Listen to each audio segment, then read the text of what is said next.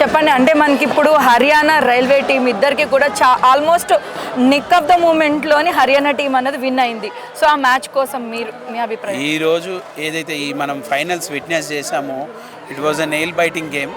ఎందుకంటే స్టార్టింగ్ నుంచి కూడా హోరాహోరీగా జరుగుతున్నటువంటి గేమ్లో ఒక టీమ్ స్పిరిట్ తోటి ఆడినటువంటి టీం గెలిచింది ఈరోజు. ఎందుకంటే ఇండియన్ రైల్వేస్లో ఆల్మోస్ట్ 6 మెంబర్స్ మన ఇండియా టీంకి ఆడేవాళ్ళు ఉన్నారు.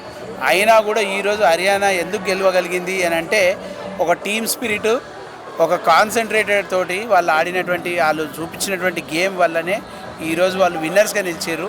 ఎందుకంటే కబడ్డీ అనేది స్కిల్తో పాటు ఒక టీమ్ మోటివేషన్ తోటి, ఒక టీమ్ మైండెడ్గా ఆడితేనే ఇది గెలుస్తుంది. ఎందుకంటే మనకి యూనిటీ ఎలా ఉండాలి అనేది నేర్పించే గేమ్ కూడా మన కబడ్డీ గేమ్. ఎందుకంటే ఎదుటివాడిని మనం ఏ విధంగా వాళ్ళని క్యాచ్ చేస్తాం పాయింట్స్ అనే దాన్ని బట్టి ఉంటుంది ఈ గేమ్. కాబట్టి purely skill and team spirit తోటి జరిగినటువంటి గేమ్.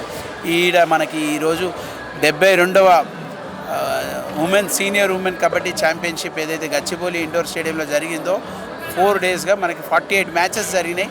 ఆ 48 మ్యాచెస్లో కూడా ఒక గొప్ప విషయం ఏంటంటే not even a single injury, ఒక చిన్న ఇంజురీ కూడా లేదు ఈ మొత్తం టోర్నమెంట్లో.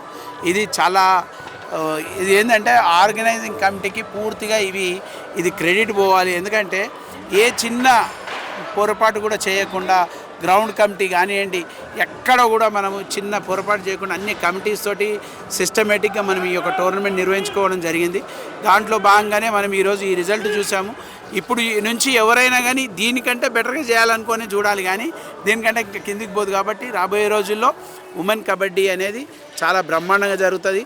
మనం చూస్తాము ఉమెన్ కబడ్డీ లీగ్ ఈ సంవత్సరంలోనే మనకి అది ప్రారంభమవుతుంది. ఉమెన్ కబడ్డీ ప్లేయర్స్కి ఇది ఒక మంచి అవకాశం. ఈ యొక్క ప్లాట్ఫామ్ని బేస్గా తీసుకొని రేపు ఉమెన్ కబడ్డీ ఉంటుందని తెలియజేయడానికి అందులో భాగంగానే మన హైదరాబాద్లో మన తెలంగాణ కబడ్డీ అసోసియేషన్ ఆధ్వర్యంలో నిర్వహించినటువంటి ఈ యొక్క టోర్నమెంట్ మన ఈ కమిటీ సభ్యులందరికీ పేరున వాళ్ళందరికీ ఈ క్రెడిట్ పోతుంది. కాబట్టి వాళ్ళందరి కృషితోటి ప్లేయర్స్ యొక్క బెస్ట్ పర్ఫార్మెన్స్ తోటి మంచిగా ఎంటర్టైన్ చేయగలిగారు. ఇది ఫస్ట్ టైం ఏంటంటే ఈ ప్లేయర్ స్టాట్స్ కూడా స్టార్ట్ చేయడం జరిగింది ఇదే టోర్నమెంట్లో. ఇంతకుముందు మనకి ఎప్పుడు కూడా ప్లేయర్ స్టాటిస్టిక్స్ తీసుకోకపోయేవాళ్ళు, ఇప్పటి నుంచి తీసుకున్నాం. ఇది ఎందుకంటే రేపు రాబోయే రోజుల్లో కబడ్డీ లీగ్ ఏదైతే జరగాలనో వాళ్ళ ప్రొఫైల్ ఉంటుంది. ఈ ప్రొఫైల్ని ఆధారంగానే వాళ్ళ యొక్క స్టాట్స్ తోటి వాళ్ళ యొక్క ర్యాంకింగ్ కూడా ఉంటుంది. కాబట్టి ఖచ్చితంగా ఇలాంటి మ్యాచెస్ ఇలాంటి లీగ్స్ మనం ఖచ్చితంగా అతి త్వరలో చూస్తాం. ఇది కబడ్డీ అనేది ఎంత పైకి వెళ్తుంది అనడానికి ఈ యొక్క టోర్నమెంట్ బేస్ అవుతుంది అని చెప్పగానే చెప్తున్నాం. ఎందుకంటే 2 దశాబ్దాల క్రితట 2005లో ఏషియన్ గేమ్స్లో ఉమెన్ టీమ్ అలౌడ్ లేదు.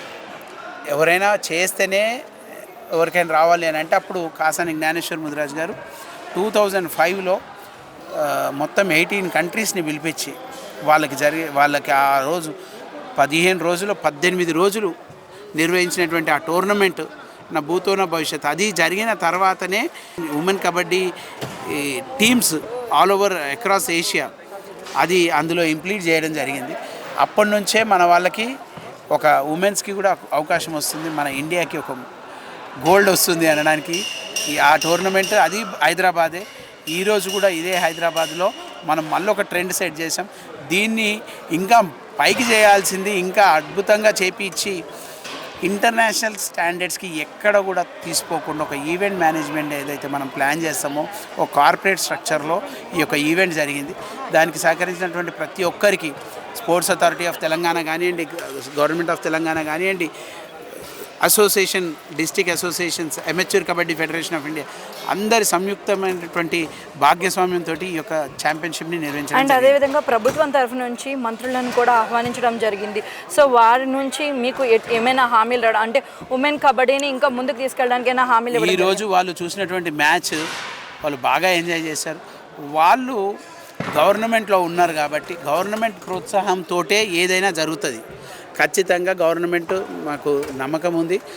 ఖచ్చితంగా రాబోయే రోజుల్లో గవర్నమెంట్ అనేది క్రీడలకి మరీ ముఖ్యంగా ఎక్కువ పెద్దపీట వేసి వాళ్ళకి మంచి ఫండ్ ఇచ్చి వాళ్ళకి ఇన్ఫ్రాస్ట్రక్చర్ తయారు చేయగలిగితే మేము ఒలింపిక్స్ హోస్ట్ చేస్తామంటున్నారు.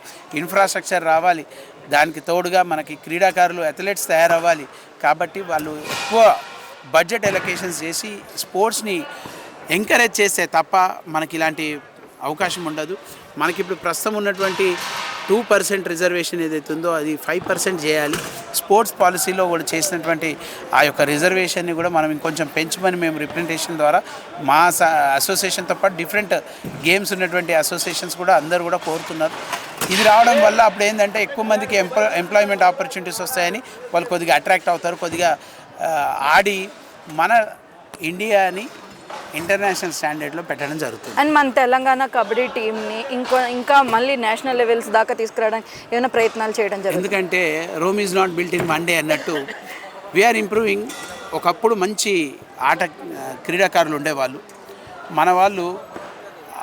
మన వాళ్ళు ప్లేయర్స్ లేని టీంని అసలు చూసేవాళ్ళే కాదు. అలాంటిది కొన్ని సంవత్సరాలుగా అది తగ్గిపోయింది. ఎందుకు తగ్గిపోయిందంటే ప్రాక్టీస్ చేయట్లేదు, కొన్ని వాళ్ళకి ఇలాంటి ప్రోత్సాహకారాలు అందట్లేదు కాబట్టి వాళ్ళు డీగ్రేడ్ అయిపోయి కొద్దిగా ఎందుకు నాకేమొస్తుంది అనే కాన్సెప్ట్. కానీ ఈరోజు మీకు తెలియజేస్తున్నాను ఏంటంటే రాబోయే 2 దశాబ్దాలు కూడా స్పోర్ట్సే ఏల్తాయి ఈ ప్రపంచాన్ని. అందులో ప్రధాన భూమిక మన భారతదేశం పోషించాలి. అందులో తెలంగాణ నెంబర్ 1 ఉండాలని నా కోరిక. తప్పకుండా. Thank you sir.